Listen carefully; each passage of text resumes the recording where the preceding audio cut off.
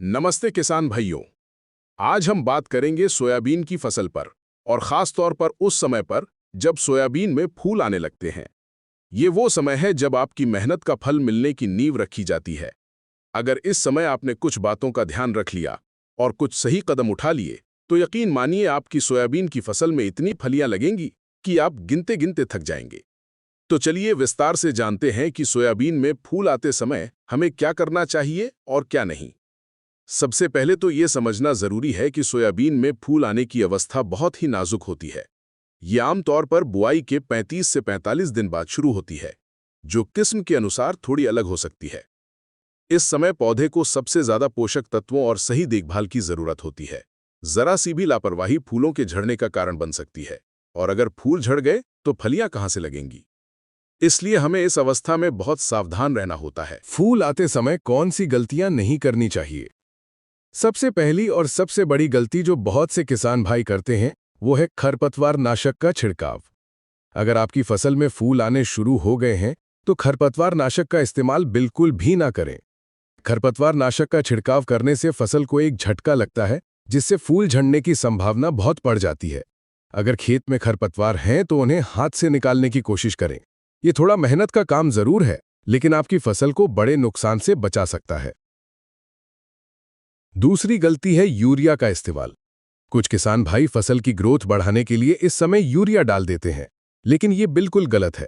फूल आने की अवस्था में अगर आप यूरिया डालेंगे तो पौधे की वानस्पतिक वृद्धि यानी कि उसकी ऊंचाई और पत्तियां तो बढ़ेंगी, लेकिन फूलों का विकास रुक जाएगा और जो फूल आए हैं वे भी झड़ सकते हैं। इसलिए फूल आने के बाद यूरिया का प्रयोग करने से बचें। तीसरी बात जिसका ध्यान रखना है वो है किसी भी दवा का बहुत भारी या गलत मात्रा में छिड़काव न करना। फूल बहुत ही कोमल होते हैं और किसी भी तरह के रासायनिक तनाव को बर्दाश्त नहीं कर पाते। इसलिए जो भी स्प्रे करें उसकी सही मात्रा का ही उपयोग करें और कोशिश करें कि सुबह या शाम के ठंडे समय में ही छिड़काव करें। तो फिर फूल आते समय हमें क्या करना चाहिए? अब बात करते हैं उन कामों की जिन्हें करने से फूलों की संख्या बढ़ेगी, वे झड़ेंगे नहीं और ज्यादा से ज्यादा फलियों में बदलेंगे। 1. पोषक तत्वों का सही प्रबंधन। फूल आने की अवस्था में पौधे को मुख्य रूप से फास्फोरस और पोटाश की सबसे ज्यादा जरूरत होती है। फास्फोरस फूलों के विकास और उनकी संख्या बढ़ाने में मदद करता है, जबकि पोटाश फूलों को मजबूती देता है और उन्हें झड़ने से रोकता है। इसके लिए सबसे अच्छा विकल्प है NPK 05234 का छिड़काव करना। NPK 05234 एक पानी में घुलनशील खाद है, जिसमें 52% फास्फोरस और 34% पोटाश होता है। इसका छिड़काव करने से पौधे को ये दोनों जरूरी तत्व तुरंत मिल जाते हैं। आपको लगभग 1 किलोग्राम NPK 05234 को 150 से 180 लीटर पानी में घोलकर प्रति एकड़ की दर से छिड़काव करना चाहिए।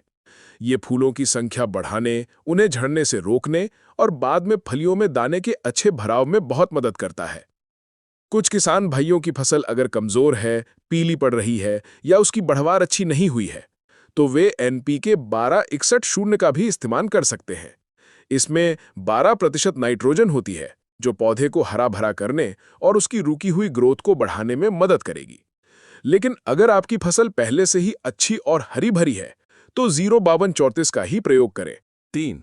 कीट एवं रोगों से बचाव। फूल आने की अवस्था में फसल पर कई तरह के कीटों और इल्लियों का हमला हो सकता है। ये कीट फूलों का रस चूसते हैं या उन्हें खा जाते हैं, जिससे सीधा सीधा उत्पादन पर असर पड़ता है। इसलिए इस समय फसल की लगातार निगरानी करना बहुत जरूरी है। अगर आपको अपनी फसल में इल्लियों या रस चूसक कीटों का प्रकोप दिखाई दे, तो एक अच्छे कीटनाशक का छिड़काव करें। कीटनाशक का चुनाव करते समय ध्यान रखें कि वह फूलों पर सौम्य हो। आप सिंजेंटा की अलीका जैसे कीटनाशकों का इस्तेमाल कर सकते हैं, जिसमें थियामेथोक्साम और लैम्डा साहिलोथ्रिन का मिश्रण होता है। ये एक सिस्टमिक कीटनाशक है जो कई तरह के कीटों पर प्रभावी होता है। इसका लगभग 80 से 100 मिलीलीटर प्रति एकड़ की दर से छिड़काव किया जा सकता है। इसके अलावा इस समय फंगस का खतरा भी बना रहता है। नमी वाले मौसम में सफ़ेद फफूंद जैसी बीमारियां लग सकती हैं, जो फूलों को गिराने का कारण बनती हैं।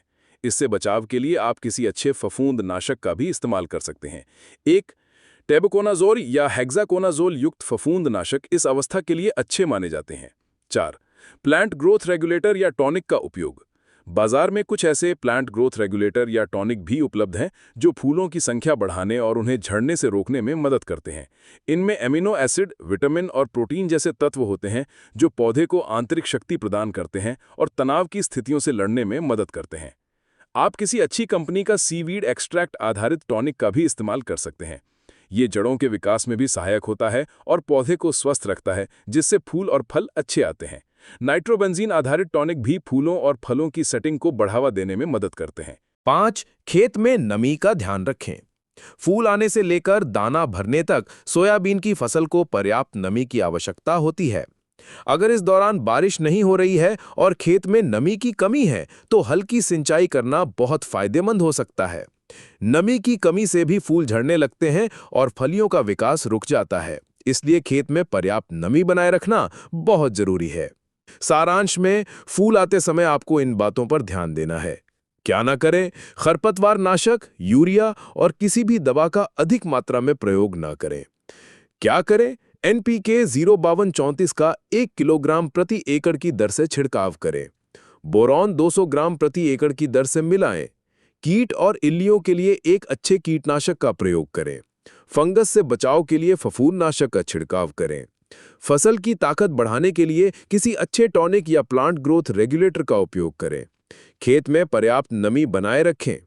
किसान भाइयों, अगर आप सोयाबीन में फूल आने की इस महत्वपूर्ण अवस्था में इन सभी बातों का ध्यान रखते हैं, तो निश्चित रूप से आपकी फसल स्वस्थ रहेगी, उसमें फूलों की संख्या भरपूर होगी, फूल झड़ेंगे नहीं और वे सभी फूल फलियों में बदलेंगे। जब हर पौधे पर अनगिनत फलियां लगेंगी, तो पैदावार भी रिकॉर्ड तोड़ होगी और आपकी मेहनत का सही मोल आपको मिलेगा। याद रखिए, सही समय पर सही देखभाल ही बम्पर पैदावार की कुंजी है।